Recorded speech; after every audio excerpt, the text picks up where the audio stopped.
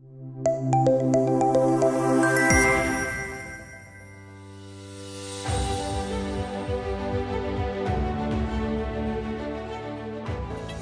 take you to the next panel discussion. The topic for the same: the future of lifelong learning, upskilling and reskilling in the digital age. Our panelists for the same are as follows. I take the opportunity and would like to welcome Dr. Seema Negi, Director Principal, Sanjeevani Board School, Mumbai, to please come up on the dais. Everyone, can we have a round of applause? She is our session moderator for today, for this session. Thank you, ma'am. Truly appreciate your presence. Thank you so much. Next up, let's invite our panelist, Dr. Kavita Aggarwal, Director, Head of School, DG Khetan International School and Chairperson of MISA Mumbai. Let's give her a round of applause, everyone.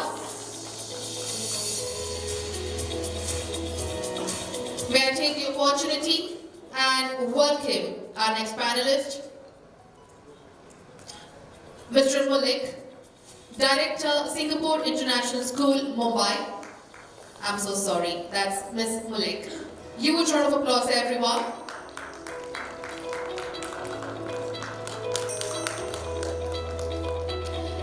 Ladies and gentlemen, let's invite our next panelist, Dr. Yasmin Pirzada, Founder and Trustee, Belvedere Spring School International, Mumbai.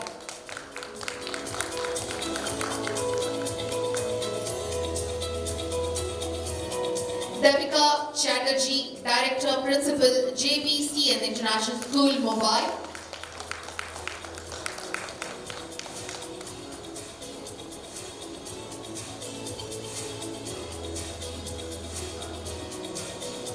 And lastly, let's welcome Dr. Gretta Sequeira, Founder, Principal, Aquinas International School, Mumbai. Huge round of applause, ladies and gentlemen, for our second panelist. They'll be touching up on the subject, the future of lifelong learning, upskilling and reskilling in the digital age. Our moderator, as I've mentioned, is Dr. Seema Negi. Over to you, ma'am. And I request all our panelists to kindly please take their chairs. Thank you so much, and over to Seema, ma'am. Thank you.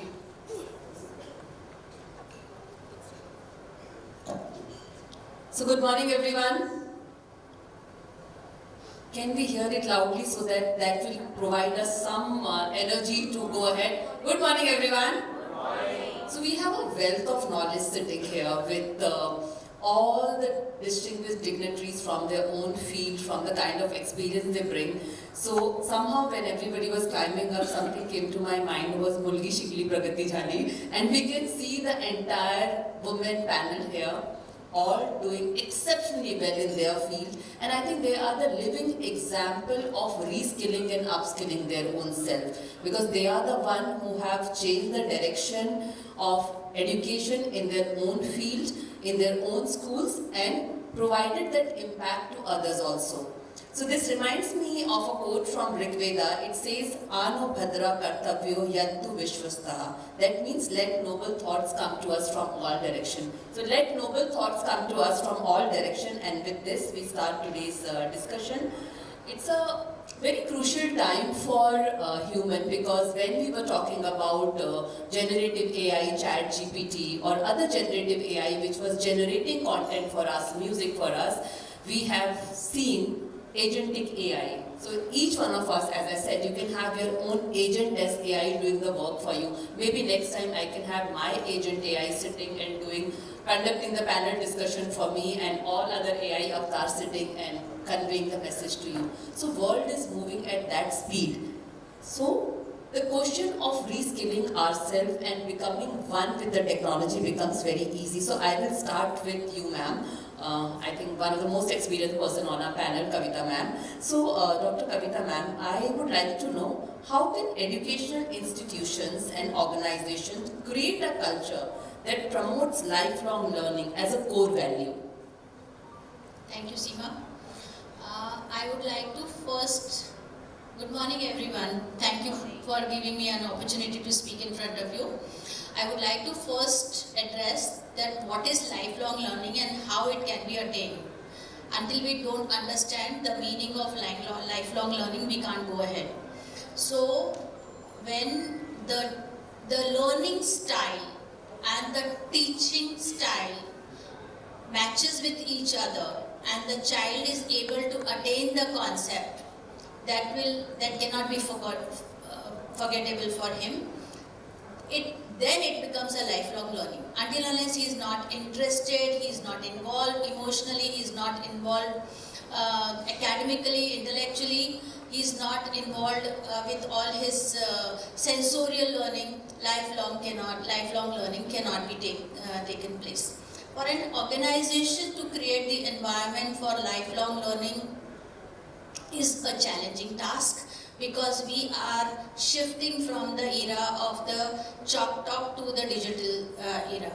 Now, when we come to digital era, the learners are involved in sensorial learning. They see, they hear, and then they experiment.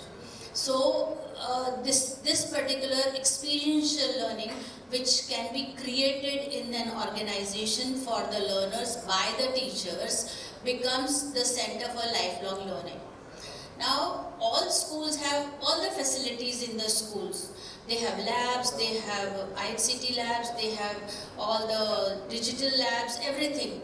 But here, very important is what the role of a teacher. How equipped she is and how motivated she is to train our learners for lifelong learning.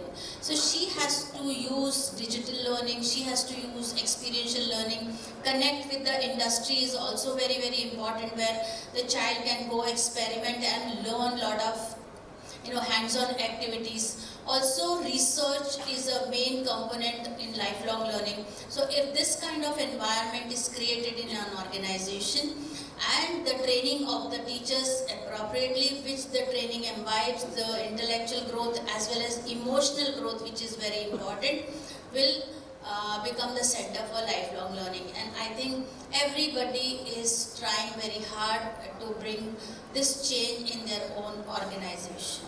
So wonderfully said, ma'am. And the biggest takeaway is if we involve our learners, because that's very important. And if we do that, we are trying to create a harmonious balance between EQ, AQ, SQ, IQ, DQ, that is digital quotient, and on top of that happiness quotient. Because the more we involve our learner, the more happy students they become. So wonderfully put up. And coming to you, Debika, ma'am.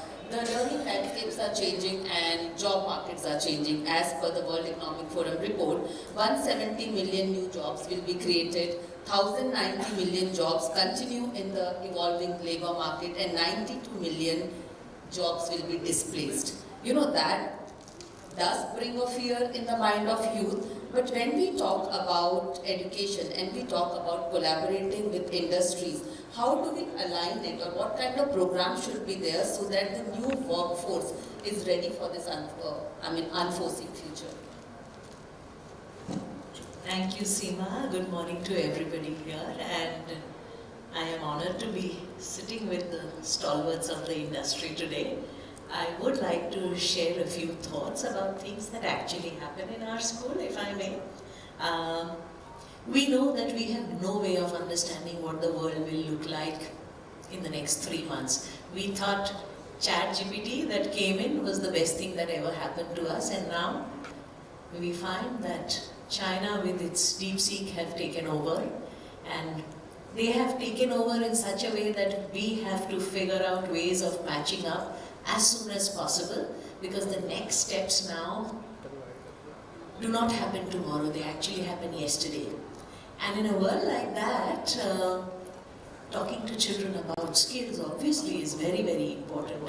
What I feel is of great importance is giving them experiences of life as soon as possible. In our school, we have a very, very supportive community of parents. We have 2,000 children, which means we have 4,000 parents. And we start education for work, education for life, as early as grade 6. And that's when our counselors and academic guidance team, they start working with our learners. Our parents come on board and internships start from grade 8. So every vacation, whether it is the winter break or the summer break or the Diwali break, there are groups of parents who have come forward. They have actually formed clubs of businessmen who can offer internships in their industry to learners who are interested. Grade 8 onwards, children have to prepare their own resume so that they know what is it that they can put there. And the reason why we want them to make that resume is that there is thought, there is reflection, there is some direction that the children can think about when they are writing down. They can also talk about the fact with their teachers that my resume has a lot of this, but I think this is the area that I still need to work upon. And that helps them to understand how to prepare for the future. Our learners go through the whole process of interviews, they go through the process of rejections, they go through the process of inventing themselves so that they can get ready for the next round of interviews. It is more about giving them the experiences that can perhaps prepare them for life. There is one area that we focus on while all this happens in school, and that is working on themselves from the inside. So what do you need in the workforce? You need to be able to communicate, you definitely need to collaborate, but above all, you need to focus on equanimity and you have to focus on resilience. Those are the areas I think that as schools all of us focus on and perhaps try to prepare our children for the future. That's really beautiful. The more we collaborate with parents, I think the better the learners will be, because gone are the days when parent used to be at one side and school at one side and there was tug of war. Now, behind every child stands a visionary school and an understanding parent. And by providing the opportunity for internship, and the best is when you allow them to fail. You know, in the world of business, it is said, fail early, fail quickly and bounce back. That is the power of resilience which you are teaching right from the school. So definitely, at least the children will be ready with their adversity quotient. They won't fear failure, and rather than going into depression after getting failed, they will learn how to bounce back. So wonderful, it all starts from the school. So I am coming to you, Sharonee ma'am. Since, as ma'am said, roles are changing, we are involving parents, but at the same time, digital world is moving very, very fast. So what role do digital tools and online platforms play to make upskilling and reskilling more accessible, more effective for diverse learners group?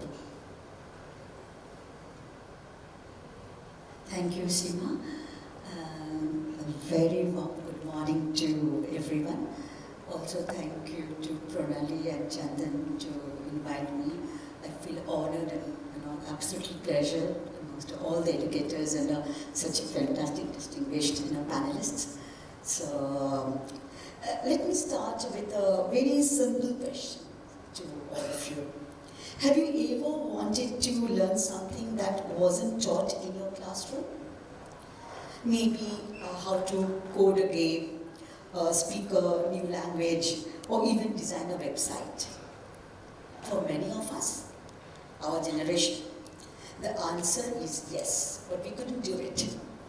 And today, thanks to the digital tools and online platforms, we can explore these interests in the ways that were unimaginable just a few years ago.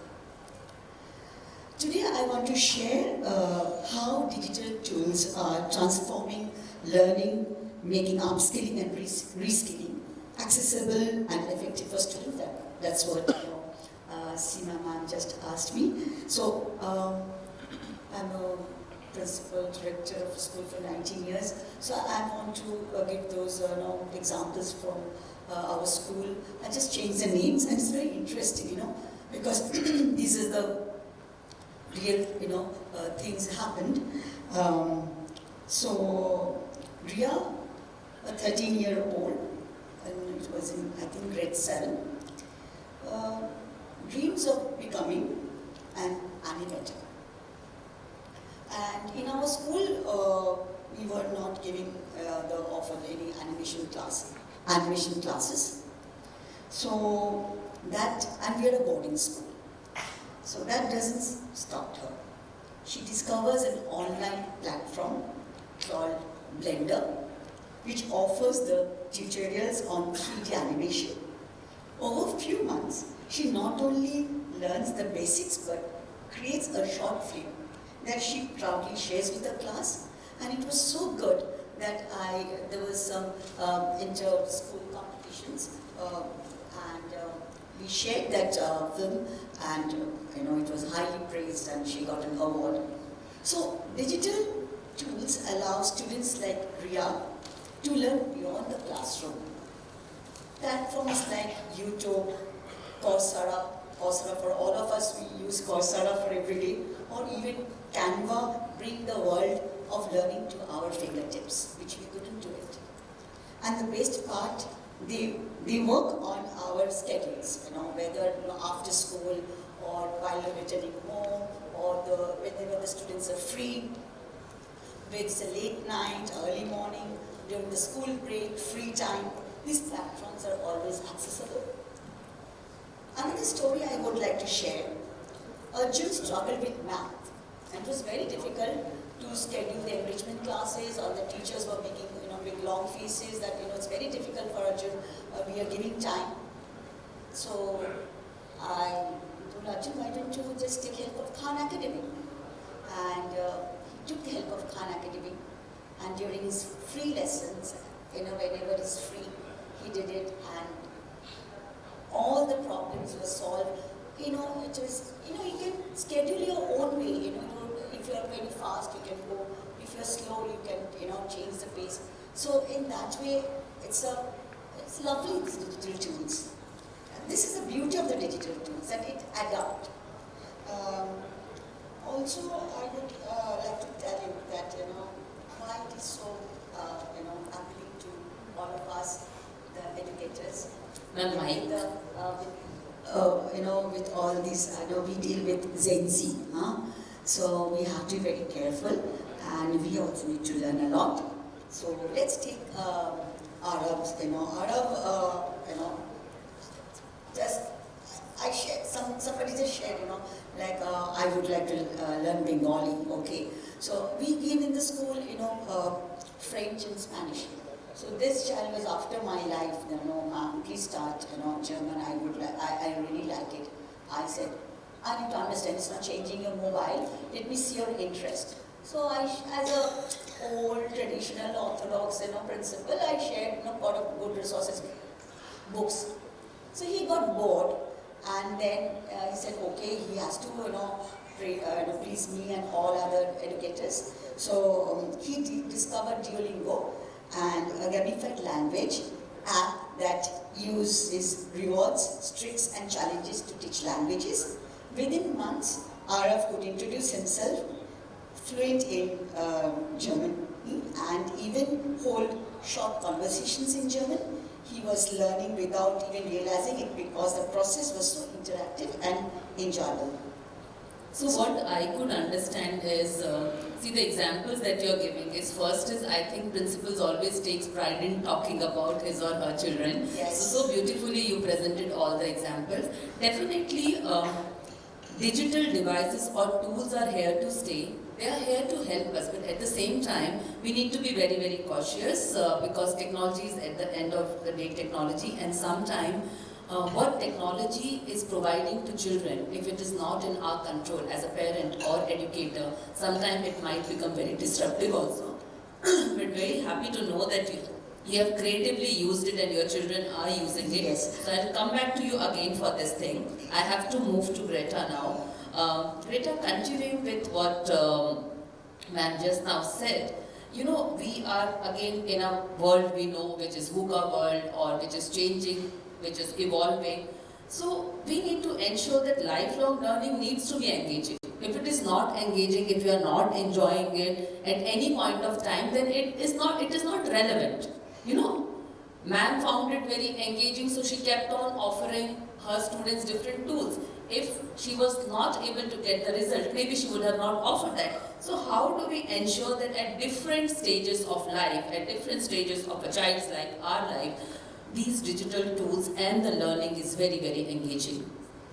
Thank you, Seema, for the question. Today's world, we all believe that if you don't upskill or reskill, nobody's going to take you, nobody's going to accept you. Okay? So if we know the market so well, I guess we need to instill this in our children because they are the future. So in my school, we have started with the teachers, like we have lesson plans, right? So we changed the lesson plan into career plans. So every content, every lesson that the teacher teaches, she has to come up with a career plan. So what happens is the child knows that connecting the lesson with the class, they know that this is a career for them.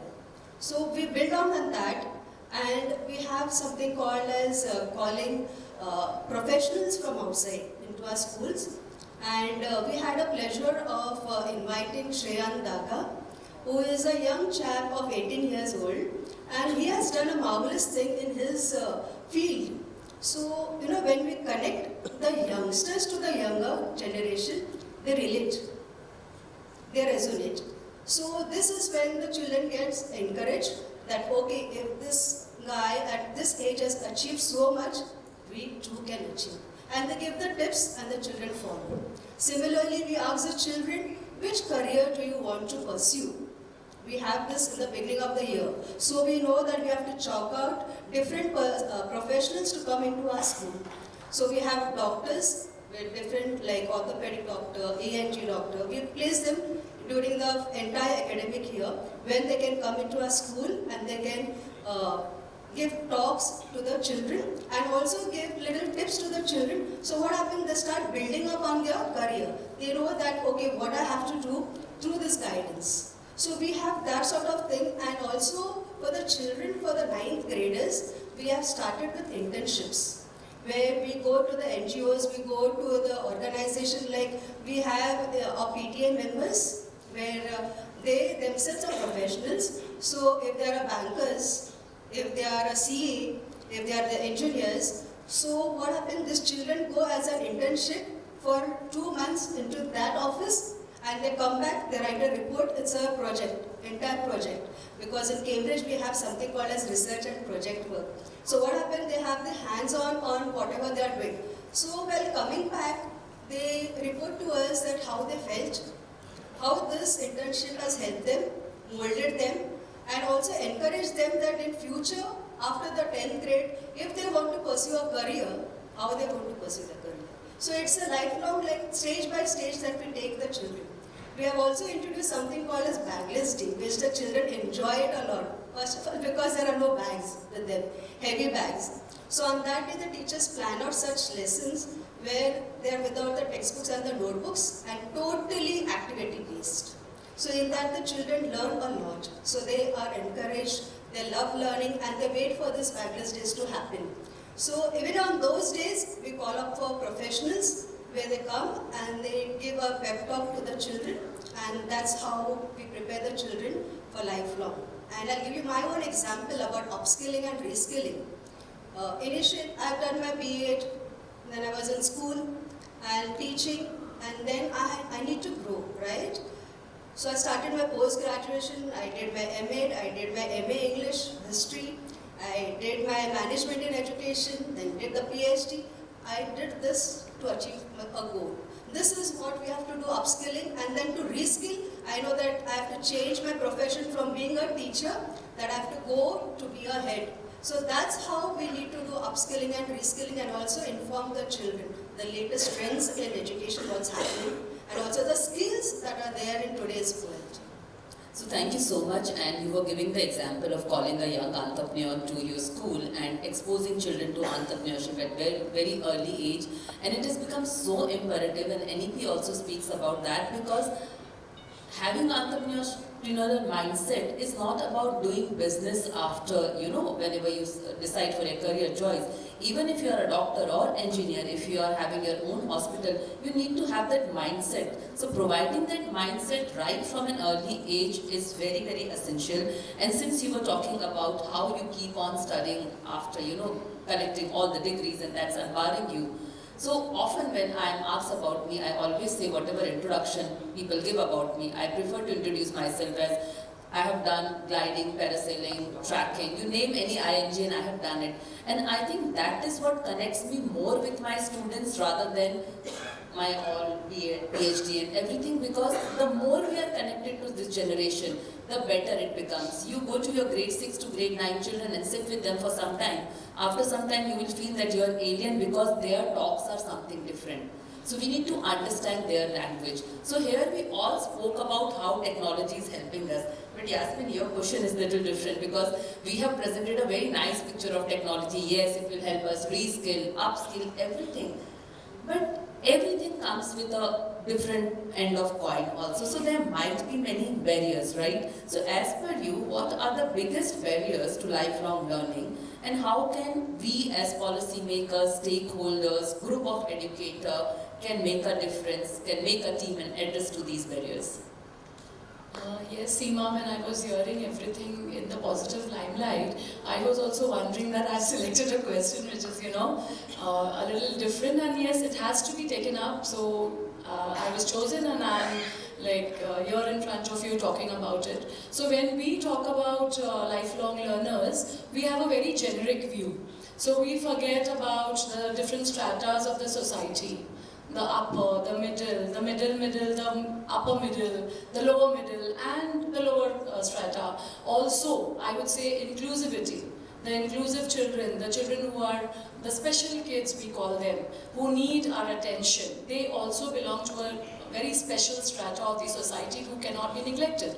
And when we come to hindrances, of course, it will be for them. The obstacles that are faced are majorly by all these people.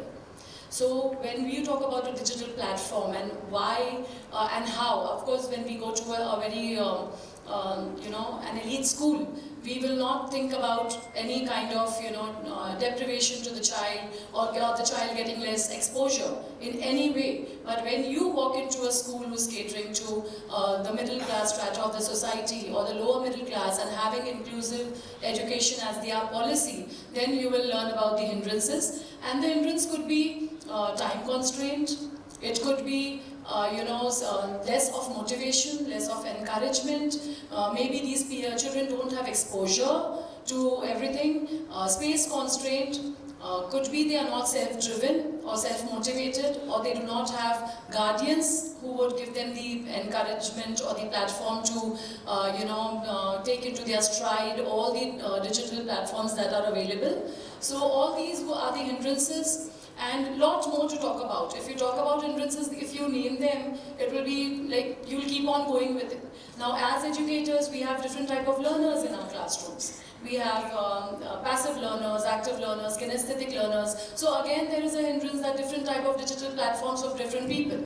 I would only request that when we are talking about such platforms and availability, I would say that let's look at it not in a generic manner, but bifurcate it and make it available to all. As educators, we can only try to, make it very simple by offering free online platforms and still giving the opportunity to our students and catering to each and every one individually.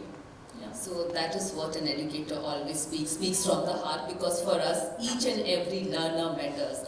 Yes, we know digital world will take us forward and India is marching towards that, and in the morning only we discuss about that this is the Amrit Kal period of India. So there is no area where we are not working, but yes, China with its DeepSeek, and now there was this latest news that they have also tested the artificial sun.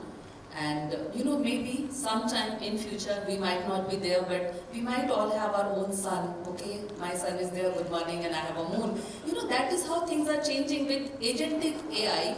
We all use ChatGPT, so I know we are aware of that. But with agentic AI, because that homework we are giving it to you, do research about that. Suppose we all want to make a new website for our school and want it to be the best in the world, we can hire an agent, AI agent. AI agent will go research about all the available websites of the schools, find out which are the best one, which align with our values and culture, start making a new website, we'll make a new website, we'll make a new web page, put things on the social media, air it everywhere and say, okay, this much is the amount, deduct it from our bank account.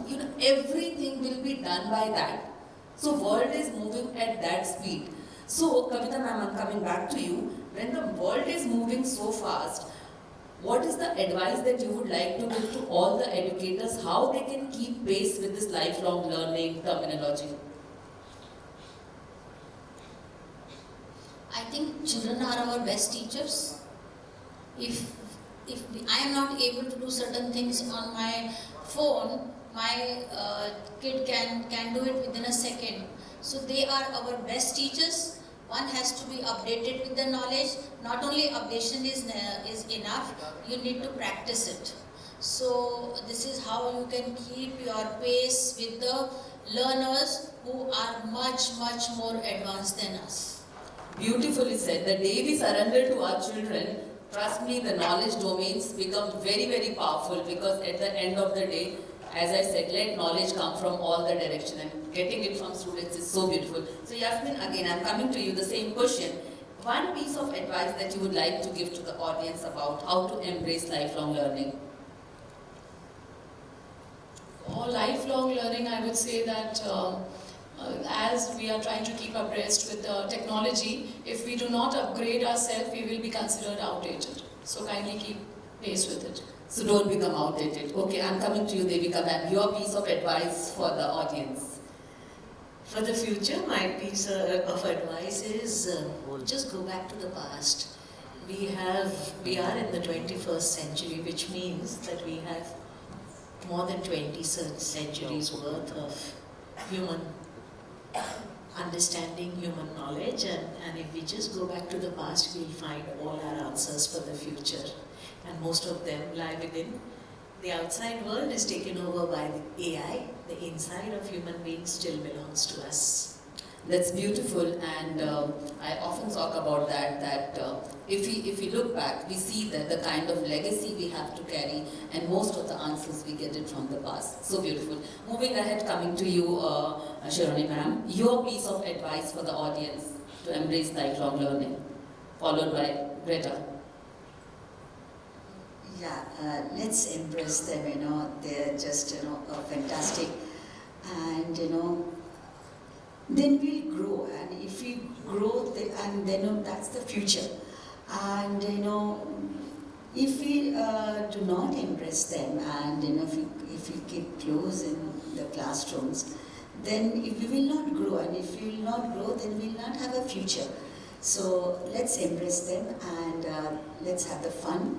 It's really a magic thing the digital tools are doing for us, okay? But we need to be very careful as the educators, how to use it, where to draw the line, how to keep checking, how to clean their devices regularly. All these things as an adult, we need to tell them. And if we set our own boundaries, of course, there will be the kids who are smarter, like ma'am just mentioned. So they would be using, they are actually not smarter, they are much more intelligent, so they would like to use different avenues. We need to be a little careful, and we need to be vigilant. That's what. So we only had human intelligence, they had human intelligence and artificial intelligence also. Yes. Yes. They are born with that. Yes, Greta, coming to you, your piece of advice. Short and sweet, embrace growth mindset. I think if we all follow this, our children are going to be super. They are already, and they will be more. And I think our children from India are going to be role models for the world. So our Bharat is going to have a good generation which is coming up with so many skills, innovative skills that they're going to have, and I think they will be hired by all the internationals. So let's have and embrace the growth mindset. Thank you. So beautiful. So towards the end, all we would like to convey is when we have to embrace growth mindset or lifelong learning, we need to learn that we are evolving. We are evolving right from the transportation. We are from the era, we might have seen Mullick cart. From Mullick cart, we have come to self-driven cars, and very soon it will be Hyperloop. We have also evolved in the area of labor transformation. From human labor, we have seen the living robots as labor, and now we have AI assistants.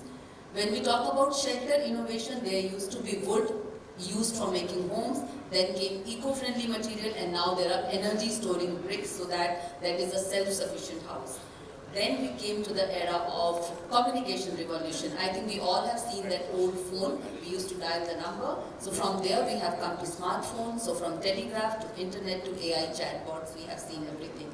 We have evolved in gaming. From the beautiful card games we used to play sitting together, we have come to the stimulators kind of game, and then tactile VR reality. Sitting at any part of the world, we all can be connected and we can play together. And then comes the printing pioneering, wherein we have seen block printing, we have seen polymer printing, and now we have seen 4D printing also, that is self-assembling project.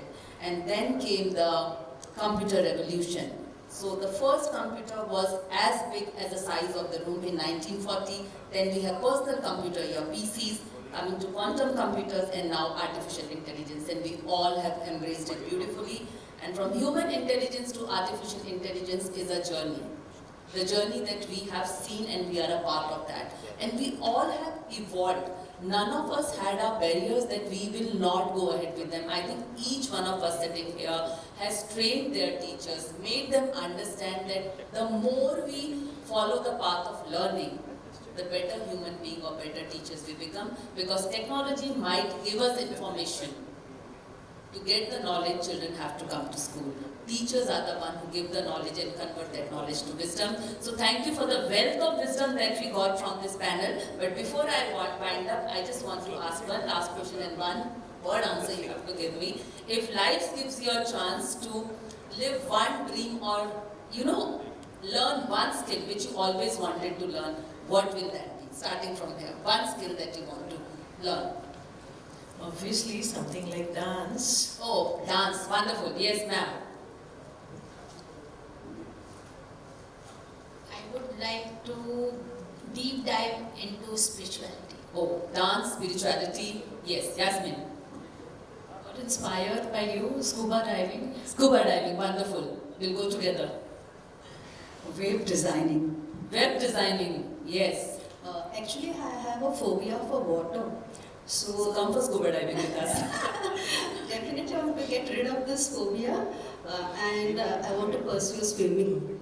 Wonderful. So there is no age for learning, we can learn. And why this last question was asked, audience please understand, if the stalwarts are ready to learn, relearn, upskill themselves, so there is nothing that is stopping us. We ourselves are our biggest barrier. So the day we will eliminate that barrier, I think we'll become the best version of ourselves, and that is what we need to do. We do not have to compete with each other, we have to collaborate. We do not have to compare ourselves with each other, but become a better version of what you see in the mirror. So with that, thank you so much.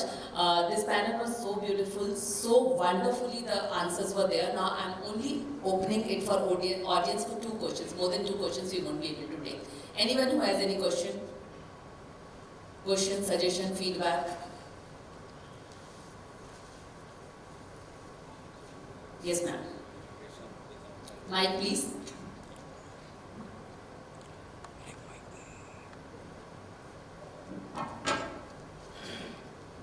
Firstly, I am so delighted to see all women's panel.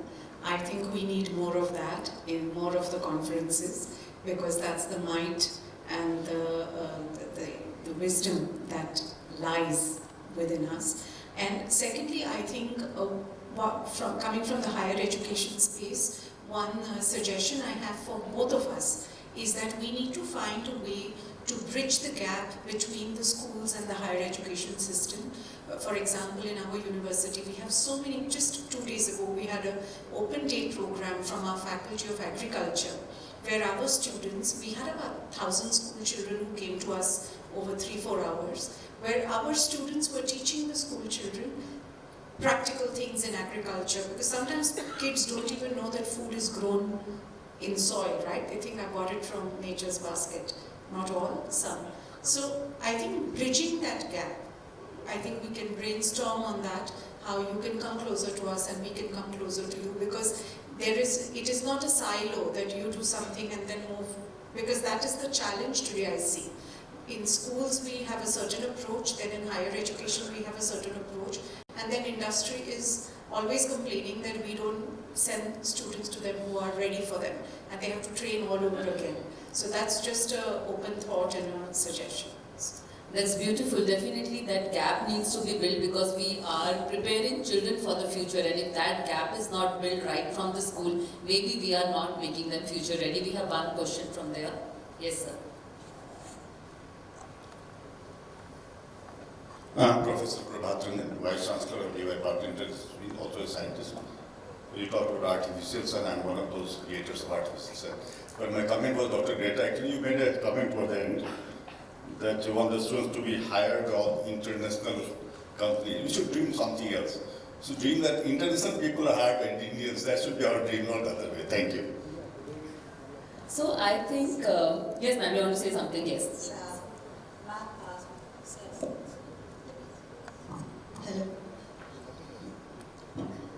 As it's mentioned that the gap should be reduced by the schools and all that.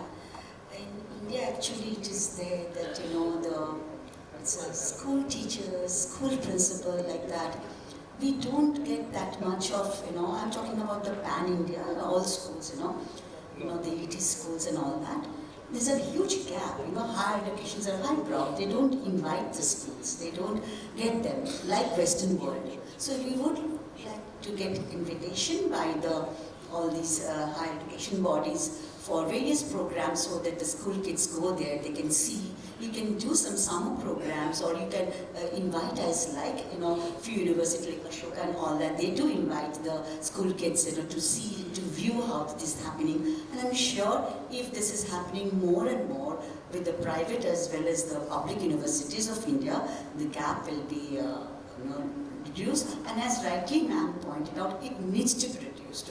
If it is not there, then the real education won't happen. There will be a lot of differences. Thank you. So thank you. And as you asked, it's not about international companies adopting Indians and taking interviews.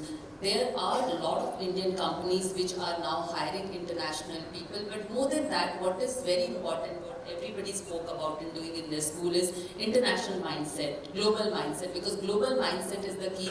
It doesn't matter whichever part of the world you are working in. Today, world has become a flat surface and each one of us are connected. So with this, we would like to end this panel, and to sum it up, what we learn from this panel is we need to be open to ask. The more we ask, the more we learn, so we have to stay curious. We need to adapt, because when we will adapt to new situation, we will become a better learner. We need to acknowledge those who are learning, who are teaching us, from whom we are learning, whether it's a digital device or a human. We also need to appreciate the people who are providing us that information, who are our mentors, who are our teachers. And last but not the least, we need to be ready for the abundance. The more we will have the abundance mindset, the more our arms will be open for learning. So let learning come to us from all the directions. Thank you so much.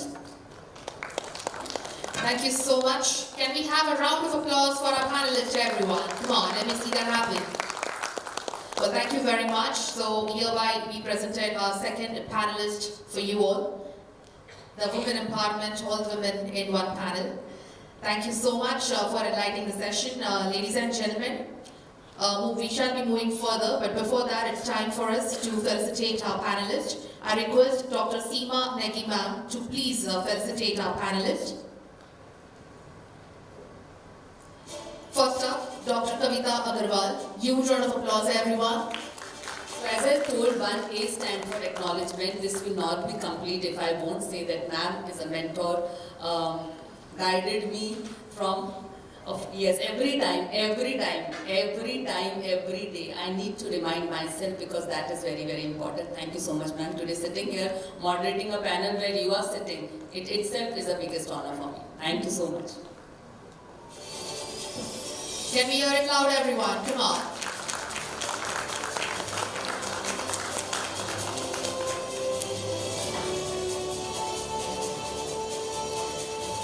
Next up to Sharonee Mullick, Director, Singapore International School, Mumbai.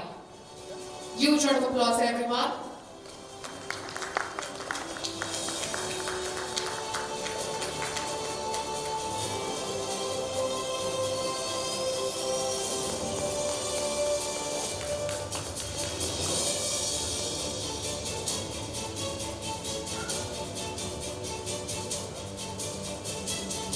Thank you.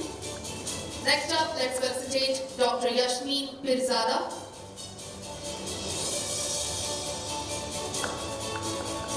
Huge round of applause.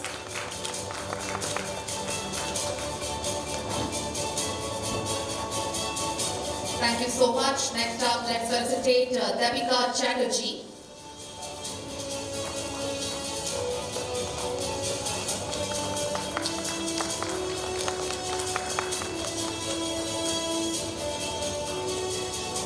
Thank you so much.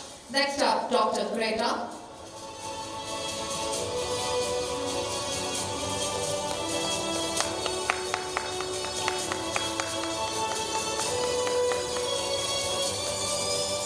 Thank you so much, and may I please request Rajita Kulkarni ma'am to come up on the stage and felicitate Dr. Seema Negi ma'am.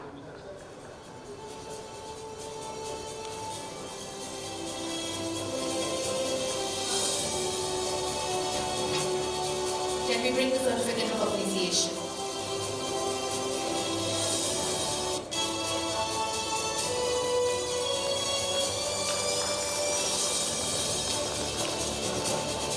Thank you so much, all the panelists, for your valuable contribution and for your presence today. I request you all to please stand in for the group photograph.